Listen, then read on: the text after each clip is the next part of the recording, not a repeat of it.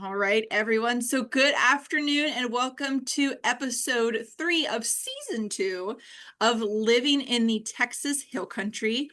And today we have a very special guest. Carly was super bummed that she was not able to make it today. She realized that she had double booked herself, so she's very bummed that she does not get to be here for our talking about rainwater harvesting. But we have Larry Sunn with us with rain bees. So I'd never heard of rain bees before Carly had mentioned having Larry on to talk. So I guess, Larry, first off, welcome to Living in the Texas Hill Country, and thank you for joining me Thank today. you. Thank you. But I guess just give us a little bit of background of what rain bees is and what you do. Okay. Rain Bees started about 6 years ago. And we started because I was working on the board at the Comal Trinity Groundwater Conservation District at the time. And we were noticing that the water table here in Comal County in the Trinity Aquifer was dropping very rapidly. And each year, it would go less and less and less. And so then I decided that I was going to put in a rain harvesting system at my house, which I did.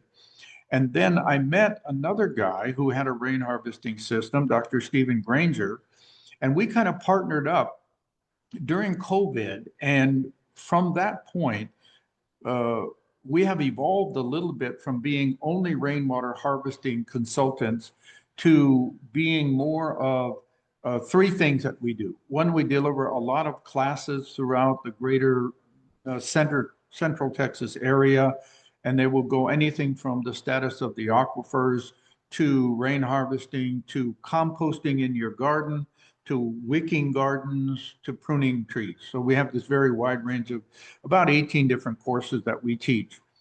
And then the second thing that we do is we have a rain harvesting system that is in Bulverde, and it's over by the Highway 281, Highway 46 intersection, about 4 miles west of that. And we invite people to come over here to be able to view the systems that we have. One is a rain harvesting system for potable water, and the other one is for landscaping, but it's actually for gardening. And then the third thing that we do is we go to people's homes and we try to help them to understand rain harvesting and then help them to set up their system in terms of where would the tank go? How do we get the water there? How do we get the water back? Do we purify it and under what circumstances?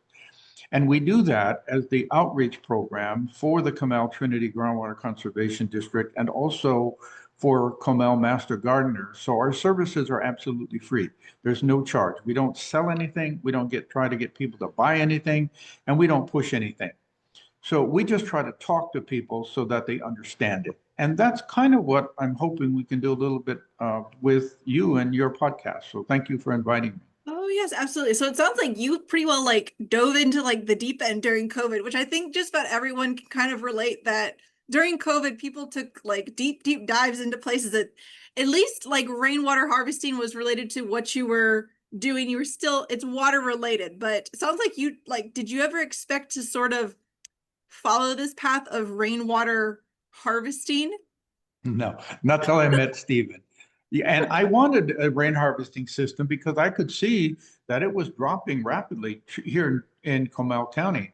And because of the water table was dropping, I knew I had to do something to protect my family because there's no governmental agency that can control that, truly. Mhm. Until the state is willing to tackle that, we have two issues in Texas that exacerbate the situation in terms of governmental, I want to say regulations more than control. And one of them is we're a personal property state, which means that if you have a piece of property, you have a right to do whatever you want to Mhm. on that property, as long as you stay within health and safety rules or zoning, if there's zoning requirements. But then the second thing is that we have what's called a right of capture in Texas. And the right of capture means that if you own a piece of property, you own the water that's underneath it. It's yours. And you have every right to pump it out of the ground and put it wherever you want to. And until the next legislative session, you could even sell it if you wanted to. In the next legislative session, I think they're going to stop exporting water from some jurisdictions. Whether it's going to be completely statewide, I don't know. But it never got out of committee this year, this last legislative session, but it'll happen next time. So until that time, there's no real control. The only thing we have are groundwater conservation districts and things like the Guadalupe Blanco River Authority, which handles surface water. They are able to monitor and then tell us how bad it is, but they really don't have much in the way of hammers in order to enforce things. So if you have, let's say you're watering grass in your lawn, they can ask you to stop doing that, but they can't really force you to stop doing that, even if you're on a well. Yeah. So that's how we kind of got started with this thing. And that's kind of where I think it's going. The water table will continue to drop. There's no doubt about that. It is, and it's not just that, sometimes they say it's a drought issue. It's not a drought issue, really. It's an issue of we have growth, tremendous growth throughout all of Central Texas. And as we have more and more people putting their straw into the drink, well, then the faster the water is going to go away. It's kind of like if you and I went down to the Dairy Queen and we got a shake and we put two straws in it, one for you and one for me, and we're both drinking out of it. It doesn't take very long for that to diminish. And so that's what's happening to the water table. So certainly the drought is exacerbating it, but it's not something that is causing it. It is a straw on the camel's back. It will not necessarily be the one that breaks the camel's back, but it's another straw on the camel's back. You bet. You bet. So, okay, so I guess what are some benefits of rainwater harvesting on your property? Well, I think overall, rainwater harvesting will do several different good things, I think. One is we decrease the demand on a public water supply. That doesn't mean it's not coming out of the aquifer because I either have a well or I have a rain harvesting system. I do have rain harvesting. And so in addition to decreasing demand, we also will reduce the stormwater runoff and certainly because of that erosion. In the way of benefits, it gives you a supply of, after you have paid for your infrastructure for building the system, you have free water forever. You do have some maintenance. It's soft water and it's unchlorinated water.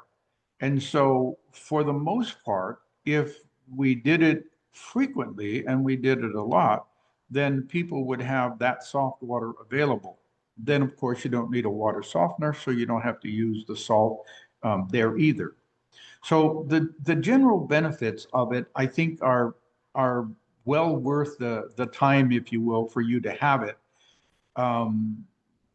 For the most part, sometimes people will say, well, it reduces flooding, but I'm not so sure that we get enough rain harvesting that it's reducing regional flooding. Yeah. We might get it locally in and around, let's say, a major building.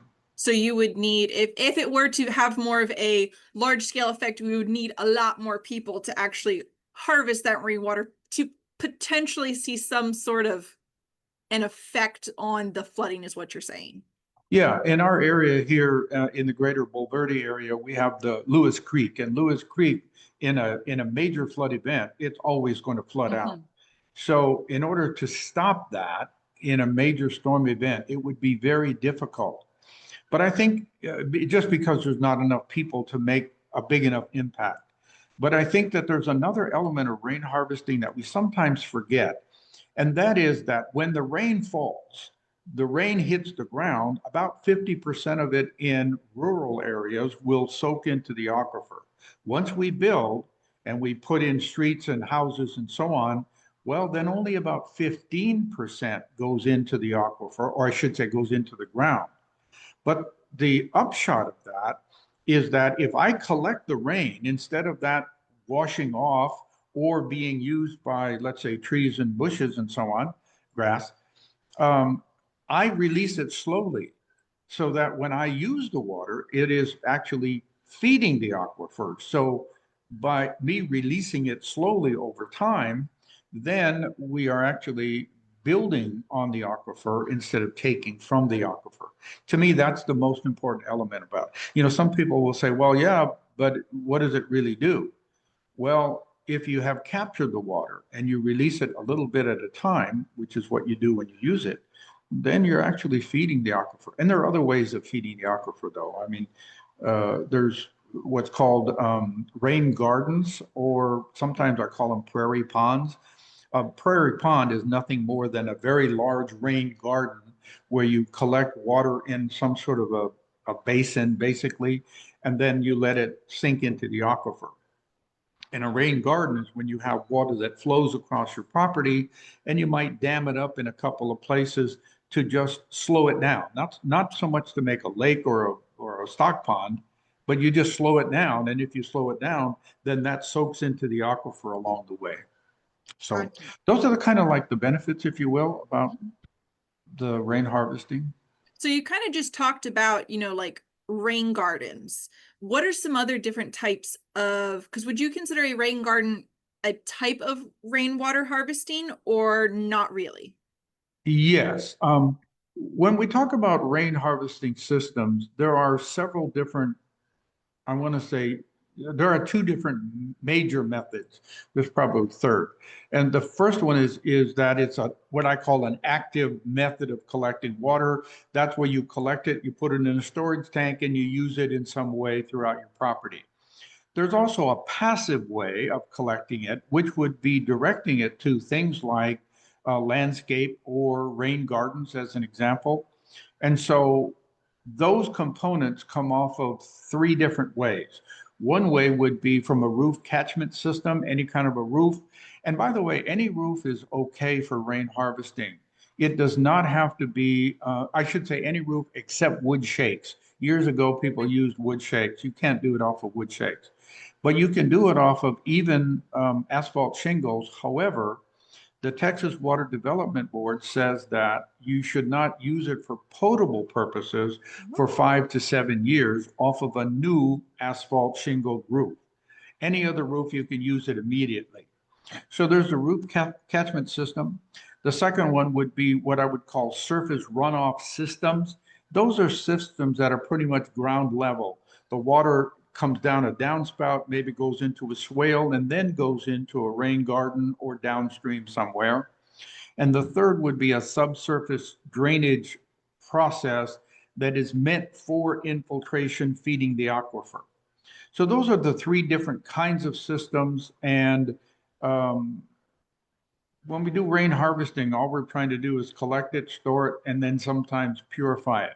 But we don't always, and you don't always have to purify the water to use it.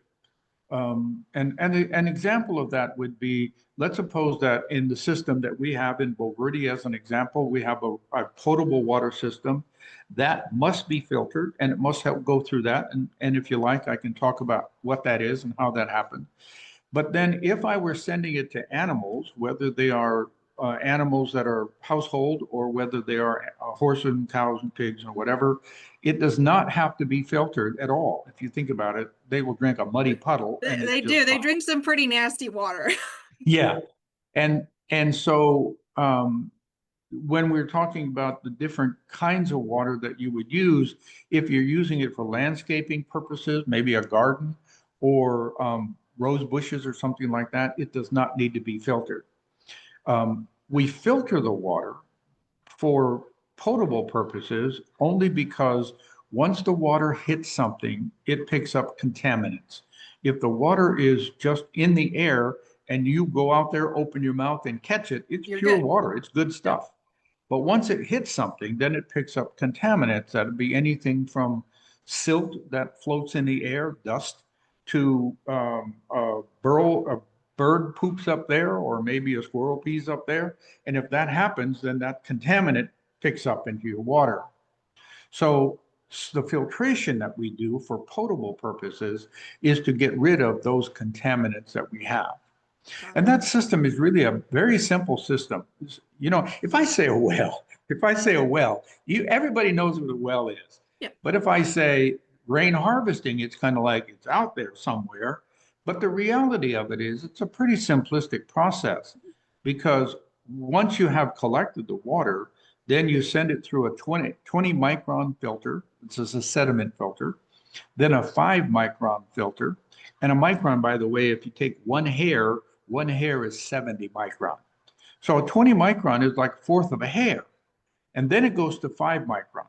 And then it goes to something called a UV filter, which is not really a filter at all, even though everybody calls it that. It's a sanitizer.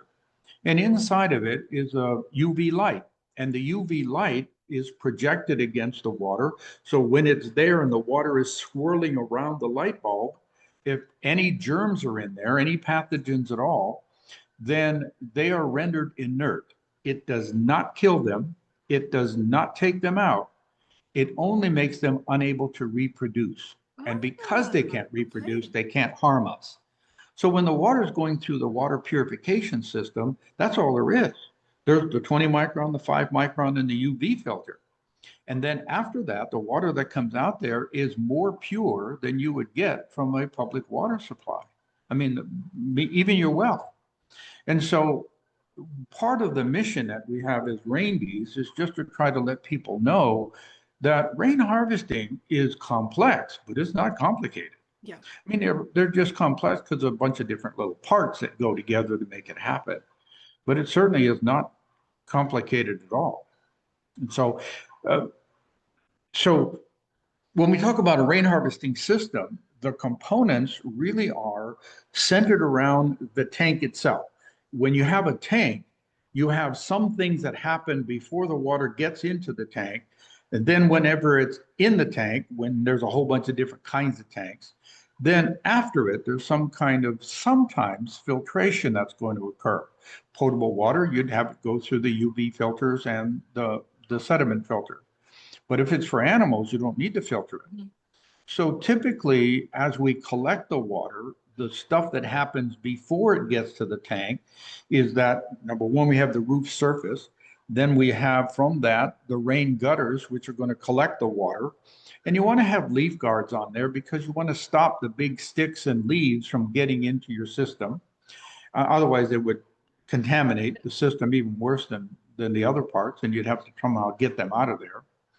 And then after that, then usually there's a little device that's called a leaf eater, EATER, a leaf eater.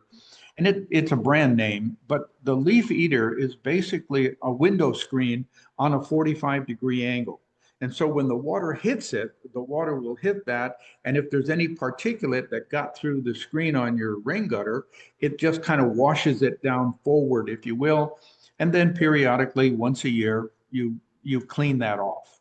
And usually you clean that off after the catkins have fallen off the oak trees. That's the Ah, little male flower. It's a little spirally the thing. ones that everybody loves to see on their car and loves that they wash their car and they come out and it's nice and yellow again because Yeah. It's been a favorite time of windy year. day or rainy day, you got a bunch of them. Yep. But those catkins are the male flower, and there's no seeds in them. So Mhm. they make wonderful mulch. So if you have them on your Ah, driveway or your sidewalk, rake them up and use them around your flowers or your garden because they make superb mulch. They maintain the water in the soil. that is So anyway, after you have gone through the collection and you go past the leaf eater, then sometimes there's this thing that's called a first flush, and sometimes there's not. It is not a requirement, but a first flush system that they sell is it's a marketing ploy that I don't like. And the reason why I don't like it is because it typically is selling something that doesn't work very well. And they convince people that it is. So if you can't, let me briefly talk about what I mean by first flush. Remember the bird poop and the squirrel pee and the mhm. silt. Well, when All the that is extra on your roof, flavors. yeah, the good stuff. When that's on top of your roof and it first rains, that stuff gets washed off. And as it gets washed off, the logic of it is let's have some sort of a tank that we get that water in first. And when that tank is full, then the water would bypass that and go into your storage tank. It would be cleaner water going into your storage tank. And all of that is really good. The Yep. problem is the people who sell that sell it so that you have to have one of those downspouts on every single, I mean, one of those first flush systems on every single downspout. So if you have 9 downspouts, you got 9 of those suckers. And of course, you have to buy 9 of them. So that's a problem. Second, the most important problem is that it drains into a pipe, into a tube, and that pipe is always undersized. I've been doing this for 6 years, and you know that in 6 years I have seen one system that was built large enough to be able to be an adequate first flush, because the Texas Water Development Board says that you should be collecting 20 gallons of water in that pipe for every 1,000 square feet of your roof area. Now, what I mean by that is I have 6,000 square feet of roof area and 2 buildings that I collect the water off. So I need to set aside 120 gallons, you see? Mhm. Well, for me to have that much pipe for 120 gallons, That's a when you lot. get 0.6 of a gallon per 4-inch piece of pipe, people don't build them that big, and so they don't work. Right. The second thing that happens is down at the bottom of that device that would be the first flush, there's a little dripper thing that they try to tell you that, well, the water is going to take and drip through that, so you're ready to go for the next rain system. Well, wait a minute. What happened to the sludge? It's still in there. And so the sludge that's in there never gets cleaned out unless you go around and do it. So it's kind of a maintenance chore. Yeah. Chore. So what we recommend to people is that do a tank system instead of a pipe system. And in the tank system, you would collect the number of gallons you need. So in my case, I would have to have, let's say, 120 gallons. I would set my tank to be about 200 gallons. I would pump it all out during in between rainstorms, and I'd use that water in my garden. But then the next rainstorm, I'm going to get the new first flush and fill up that tank. I don't have any other pipes that I have to clean. I don't have any ball going up and down. I don't have that little dripper thing. And I'm collecting the amount of water that I should. And I use that in my garden. And my garden doesn't care whether there's bird poop in it. It Right. likes that. It's fertilizer for them. Exactly. So, we don't necessarily have to have a first flush system. And part of the reason why we don't need a first flush is that the outlet that comes out of the tank to give you the water distribution to your home or your garden is about 3 inches above the bottom. And because of where that is, the tank would, any silt that's in there would settle to the bottom. And for that silt to be built up enough so you would even get to that 3 inch level would take years and years and years.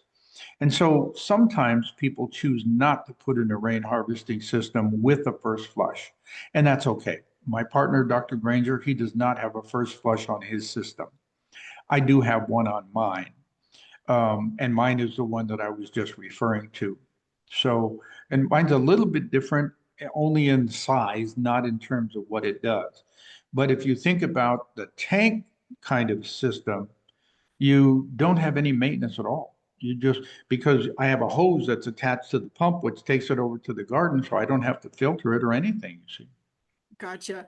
So, okay, so you kind of mentioned, I guess one question I have is obviously the rain is running off of the roof of your house, and you had mentioned gutters. Is there anything special, like if you are wanting to outfit your house with a rainwater harvesting system, are you going to need, can any sort of gutters do where you need to upgrade your gutters in order to harvest that amount of water off your roof, or what?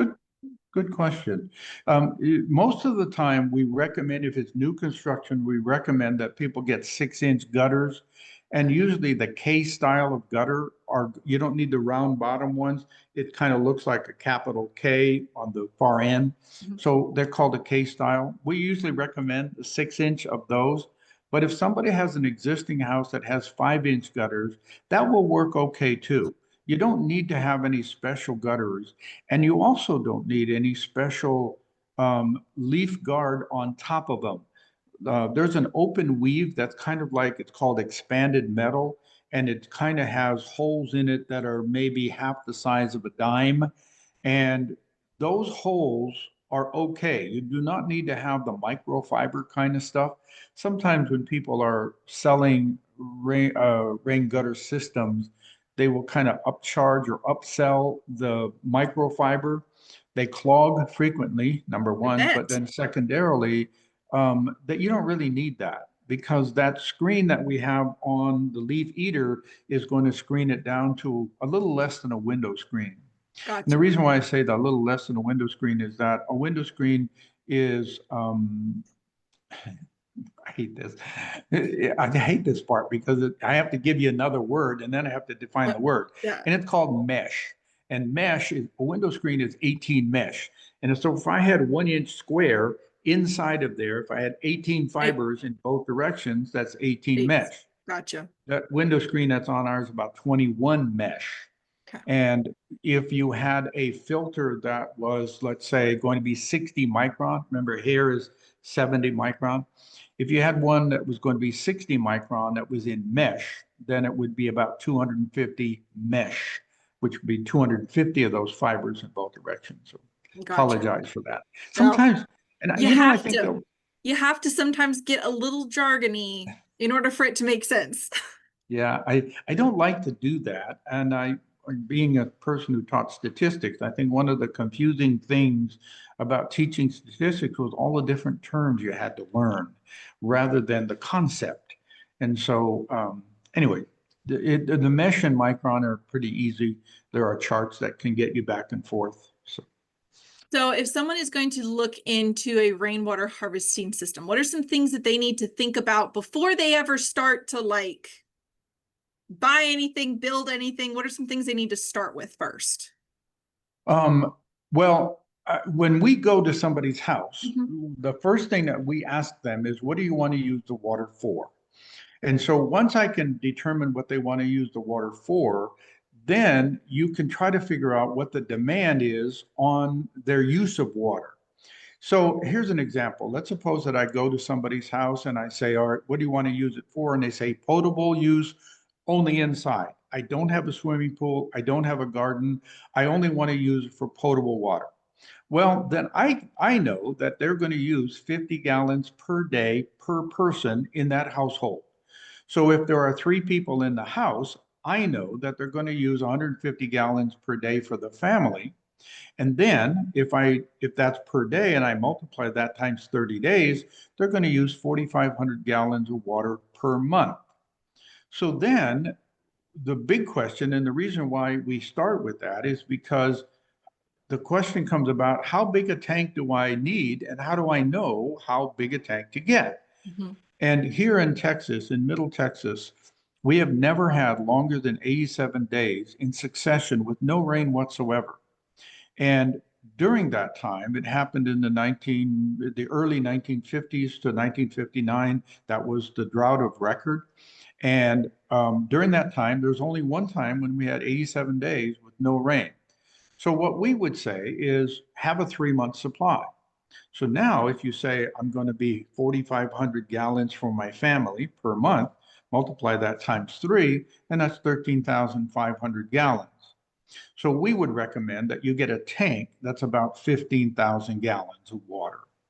And if you had a swimming pool, well, then it adds to your demand because a Mhm. swimming pool loses 3.5 inches of water every single week to evaporation, every week.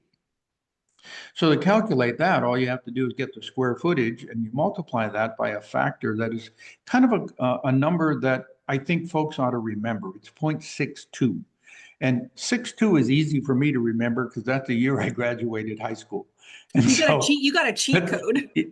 yeah, it's an advantage for me. But 0.62 means that in 1 square foot of roof space, in 1 inch of rain, you will collect 6.62 of a gallon of water. So it's a little over half a Half- gallon, not quite a three Okay. quarters of a gallon per square foot. So if you have 1,000 square feet of roof, well, you can collect 620 gallons off of 1,000 square feet. And if your home is 2,000 gallons, well, it'll be twice that much, it'll be 1,200 gallons, you see. So 0.62 is kind of important because if you're talking about evaporation, 3 inches of evaporation would be, you'd have to multiply by 0.62 for 1 inch of evaporation, and then you multiply by 3.5 for the 3.5. And then you can do the rest of the math to get out to how much it's going to be for a month. But a pool will easily lose 5,000 gallons every month. That's a lot of water. I mean, I have to ask a question. Is it possible in Texas to collect enough rainwater to sustain a pool? Like not yourself, not your garden, to sustain a pool Yes, in the certain simple answer is yes, in but certain it's areas? dependent upon the roof size. You see, True. if you have a 1,700 square foot house, the roof area is about 2,000 square feet. That's Mhm. not enough. But if you had, let's say, 5,000 square feet of roof area for your home, then yes, you'd have enough for the pool and for three people inside of your home at about 5,000 square feet. But if you're looking at only your home, 2,000 square feet for will give you potable water for a family of two for forever. You don't have to drill a well, and it's a whole lot cheaper to have Mhm. rain harvesting than it is to drill a well Oh, nowadays. I A think, lot yeah, cheaper. without a doubt, because I think to drill a well, it's like, oh gosh, I forget how much they want per. I mean, it's easy, like what, 10 grand, easy 10 grand to drill a Oh hole for a no, well. it's Easy. 5 times that. Okay. I'm It way out of the game on that one. Yeah, it is very expensive. You're looking at a bill of about $50,000 for a Okay. well that's only about 450 feet. And if you are on the Trinity and where you are in Uvalde, I think you're still on the Trinity there. I don't think the Carrizo Wilcox is I, there. So I think you're still on the Trinity. I think you're correct. Yeah. And the Trinity is three levels. There's the upper Trinity, that's a Glen Rose level. So sometimes people say, well, I'm not in the Trinity, I'm in a Glen Rose. Well, the Glen Rose is the upper Trinity. Then there's the Hensel, which is the middle Trinity, and then that's at about 750 feet. And then the Hostin is the lower Trinity, and the lower Trinity is about 1,000 feet down. And there are some wells that are that deep, but not a lot of them. Mostly they would have missed the other ones on the way down. So when we talk about the Trinity is huge. It is gigantic. And what I mean by that is that the Trinity starts all the way up in at the Oklahoma border for Texas. Starts at the Oklahoma border. It's actually beyond that. But for Texas, from there, it comes all the way down to San Antonio, and then it doglegs and goes out towards Sonora. And it is south of San Antonio also. And so that's why I think you're still in the Trinity there, but you're close to being in a Carrizo Wilcox, which is just another big aquifer that goes from where you are or near where you are up toward the eastern, northeast Texas, if you will, Tyler, and that area. Gotcha. So, so when we talk about the Trinity, you have those different kinds of levels.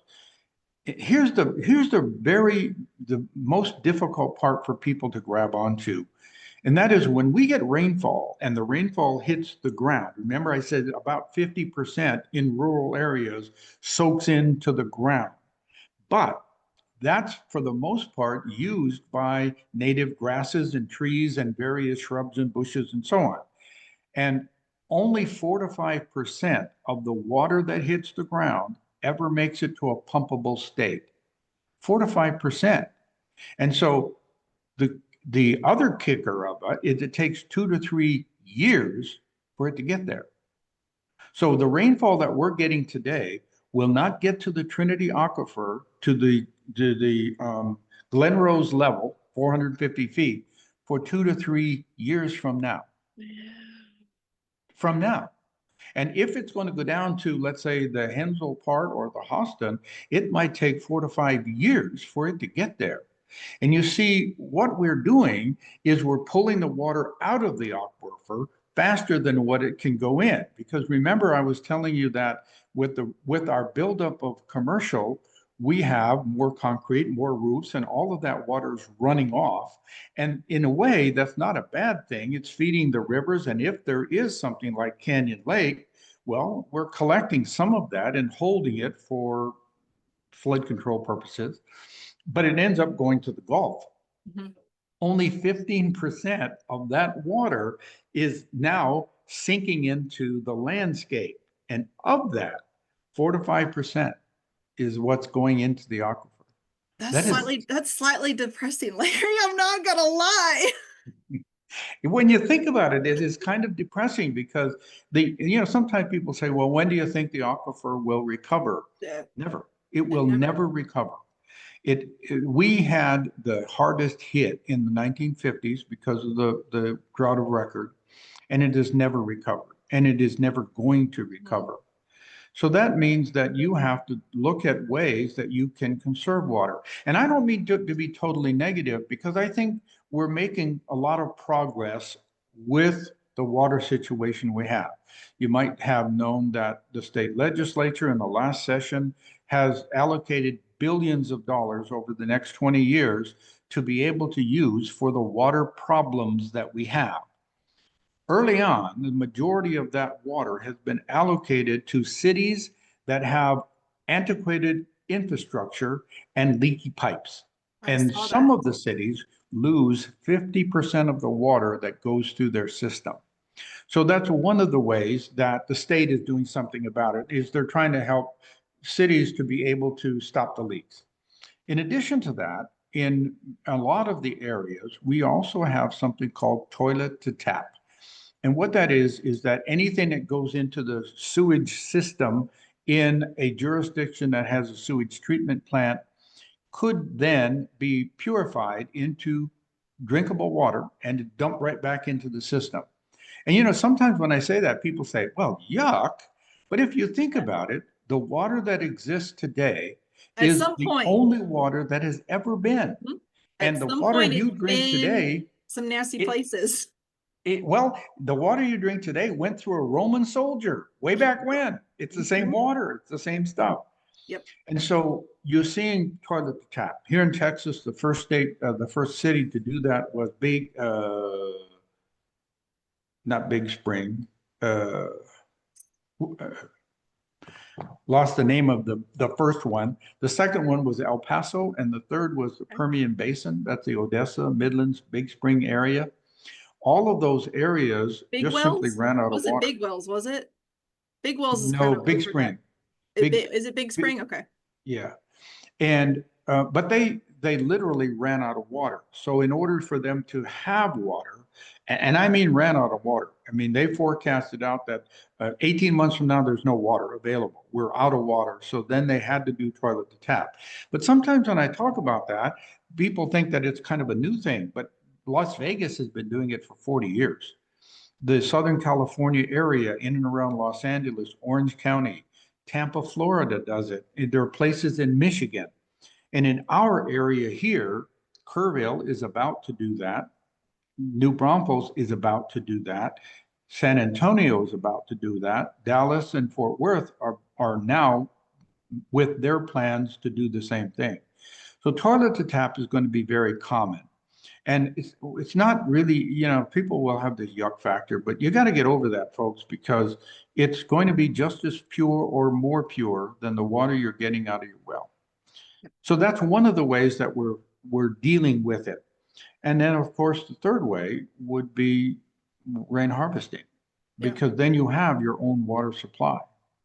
And the thing about rain harvesting is when you have it, you own it. You can do Yep. whatever you want. So if there's a water restriction on you watering your landscape, let's say your bushes or trees or garden, if you're under restrictions, like let's say category 4 restrictions, well, you can't even water your garden. Yeah. And so if it's your own water, you can water You your do that. garden, at least keep it upon. I don't want people to do grass. If there's anything that is bad in our society, it's that we have been kind of brainwashed into, if you don't have this lush green grass, somehow you are inferior to the world. But it's far more important that we have the water than we have green grass, because when it really matters, when you run out of water, you are not going to be able to go out and lie in your lawn and suck it out of the grass. You're not going to get it. And so therefore, one of the things that we do is we're not really anti-grass, but we feel that if you can collect rain off your roof to water an amount of grass, you should have no more grass than that. You should have no more than what you can support off of your own roof. You should not be using the public water supply. But people say, but I love my grass. And I'm going to say, folks, when you run out of water, what are you going to do? You literally cannot go to that green grass and do anything with it to get the water back. It's no different than going to HEB, buying a case of Dasani, taking it home and dumping it on your lawn. It's the same Yep, stuff. pretty And much. yet, if I can get anybody to do anything, you really need to stop watering grass. If you need grass, if it's important to you, you need grass, move to Houston. Where they actually get the rainwater, the rain that they need in order to keep a nice green Yeah. grass.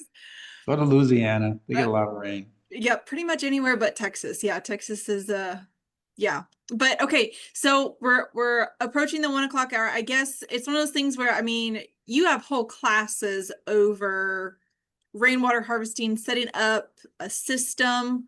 Do y'all have a website? Is it just Yes, we do. okay? Rainbees.com is our website. I'm the webmaster, and if there are any mistakes, it's my fault. And on the website, you'll find a lot of information about it. I would encourage people to go, particularly those in and around the greater Comal County and counties that surround us.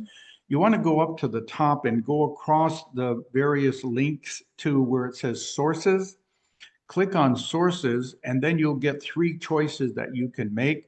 The one in the middle is going to be just general information like we have been talking about. The one on the left will say sourced items with an ED on the end, sourced items. Those are items I bought from my system 6 years ago, where I bought them and what they cost. And I put that up there so that people don't have to start at zero wondering, what do I really have to do for this stuff? But the one on the right is the important one, and it looks like an Excel spreadsheet when you see it on the website. Click on that, and it is an Excel spreadsheet, and it's a sheet that um, gives names, addresses, companies, phone numbers, email addresses of people who sell stuff, people who install, people who have the component parts. So the sourced item is to help you understand what you need, and then the sources that we know, which is that one, the Excel spreadsheet, that's the one that's designed to help people to be able to find it. We maintain that not because we necessarily recommend those people or contractors, but it's contractors we have never had a problem with and never heard of a problem. If I hear of a problem with one of the vendors on my list, I take them off. I mean, because I don't think it's fair to people to have somebody is not doing a good job.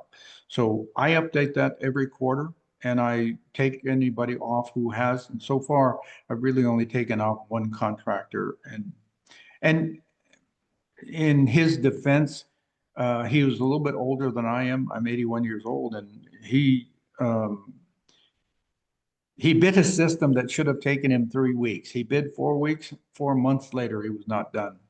And then he installed the wrong tank. And so, with all of that, I just, in good conscience, could not feel comfortable leaving him on the list. But these people are not people we necessarily recommend. I Gotcha. think it's They're a important that place to people, start. yes, and people should always get at least 3 bids because there are differences in the logic of the people who are doing the work. And so always get 3 bids. Gotcha. So I guess the last thing that we'll leave people with is what are some very common mistakes that people make with the rainwater harvesting systems? Number one is undersizing the storage tanks. People will want to put 55-gallon drums out to collect the water because they want to take in water something that is significant. But a 55-gallon drum fills up rapidly and it also depletes very rapidly. So the first problem that they have is they're undersized in their system. The next is that they don't screen the water sufficiently before it gets into the tank, or they leave openings so that mosquitoes can go in. And if you have an opening in, let's say, the pipe, remember that screen I was telling you about that's on a 45? The other thing that does is it's mosquito protection on that end of the system. Because if you don't have some way of preventing mosquitoes to get into your tank, and we can help people with that, then you build a mosquito condominium, and that's really bad. Everyone loves mosquitoes, right? We want so many mosquitoes. And they will breed in that water, I'm telling you. And then sometimes they don't screen the water well enough to keep out the debris. And so sometimes you get clogged pipes from that. In the wintertime with a system that's called a wet system, the water's in the pipes, and because it's in the pipes, you have to cover those or you have to drain them. So sometimes they don't put in a low point clean out or drain in their system. And the last problem that people will do with rain harvesting that is a huge mistake is they will use white barrels or white IBC totes. Those are the ones that are square things inside of a metal cage. You see them on the back of pickup trucks. Mhm. They let light in, and because they do, you get algae that will grow inside. So most people would either have a poly tank, people call them a plastic tank, or they would have a metal tank. Poly tanks are okay up until you get to 5,000 gallons. After 5,000 gallons of storage, you pretty much have to go into multiple poly tanks, which gets expensive, or you go to a metal tank. And a metal tank doesn't have the water up against the metal. It has a liner in the metal tank that's kind of like an above ground swimming pool bag, except it's thicker and lasts longer. They have 20-year guarantees on them, so they're very, very good. Poly tanks also have that same guarantee, but a poly tank has to have two standards. Number one, if it's sold for water storage, it must have um, food grade materials, and then secondarily, it has to block all light. And there's two major manufacturers of those. One is called Norwesco, and they're smooth-sided tanks, and they make a dark green and a black. And then there's one called Enduraplast, and Enduraplast makes a black, dark green, light green, sand colored, and a kind of a brown color. And all of them, no matter what the color is, must block all of the light. And they do that. And the metal tanks do the same. And they also will then, you have to make sure you have your mosquito protection. And it's not difficult. I mean, it sounds like I'm saying that it's bad. It's not difficult. Just a simple piece of screen will keep out mosquitoes. Gotcha. So, and then the last thing is they will put in a first flush system that's not going to work because of what we talked about Right. before. But that's pretty much the only kind of difficulties that people have when they make mistakes. Undersizing is by far the most Is common. You know, I people will, and it's a budget issue. For a large rain harvesting system, let's say 30,000 gallons, which would be enough for a family of four off of a house that's going to be about 4,000 square feet. You're looking at a cost of a complete system installed by somebody else, not you, but meaning not the person, Mhm. somewhere in the area of about $40,000 to $45,000. And so it's expensive. Yeah. Once you have it, then obviously you have that as an investment with your property. But if you sold your home, I would not sell it by saying I have a rain harvesting system. I would sell it by saying I have a private water source, private water system. It's all about the wording. Yeah. All about the wording and phrasing. It's like I remember in like doing your resumes or CVs, it's always like you don't ever put like I'm trying to think of an example, but you always just you try to spice it up a little bit to make it sound really, really fancy when it's kind Yeah, of there are some words that have a negative connotation to them, and rain harvesting it will change. There will be a day. This is a quote coming from my partner, Dr. Stephen Granger. He says that there will come a day when having a rain tank in your front yard is going to be equivalent to having a Maserati parked in your driveway. I can believe that. I Yeah. can 100% believe that.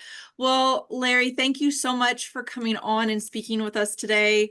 It definitely just gave us a nice little like peek in the door at rainwater harvesting. Hopefully this is something that within the next hopefully 5, maybe at least 10 years, this becomes something that, as you said, is not quite so, it becomes very commonplace for people Yeah. to do.